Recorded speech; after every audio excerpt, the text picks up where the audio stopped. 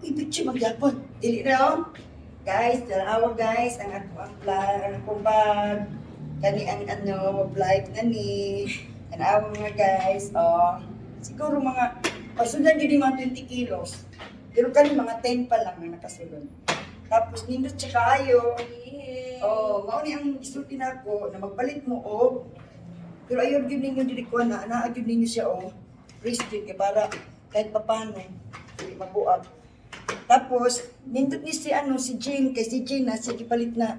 Tanawa oh, palit mo ging ani ba para madubol lock. Claim na mo, Oh, guys. tapos gani pwede ninyo ni manamberan na kamo ang magbuot og number. So, kung adto mo sa Saudi, magtrabaho mo kaning susi, katong iyang ibutang niyo sa inyong kuan lawas, di ba?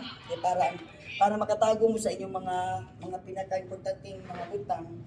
At guys, pwede bisag ani hatiligaban ni tapos kahit papaano di siya maulanan.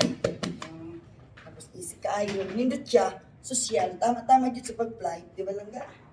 Di ba lang ga? Ay, wow, na nice. Tapos, wala pa, bonito ba? Unay bag, naman carry ninyo na na 7 kilos. While matong sa kuwan, ano lang ang bitbit, di ba? Ano lang. Okay, ano mo, nagkatawag na po siya. Sige, kani ang tagian eh.